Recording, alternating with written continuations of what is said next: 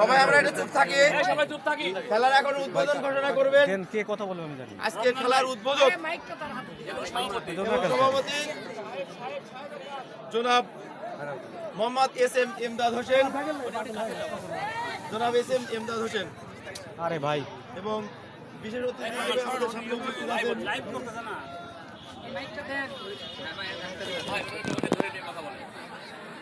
প্রধান অতিথি হিসেবে উপস্থিত আছেন আমাদের জনাব। আমি আজ বিশেষভাবে আনন্দিত যে আমাদের এই পরিত্যক্ত মাঠ বলতে গেলে বহুদিন যাবৎ এই মাঠে কোনোদিন খেলা দেখি না।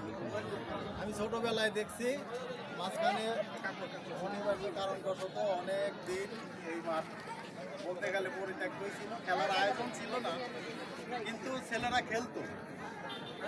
আজকে এই বিশেষ একটা বড় পরিসরে আয়োজন করায় আমি প্রথমেই ধন্যবাদ জানাই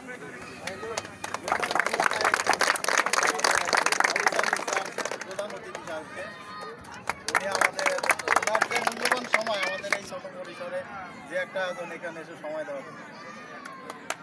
আর সেই সাথে আমি এই মাঠে কন্টিনিউ খেলাটা মানে চালিয়ে যাওয়ার জন্য আজকে আমাদের জাতীয় কয়রাপাড়া বালুদিয়ারের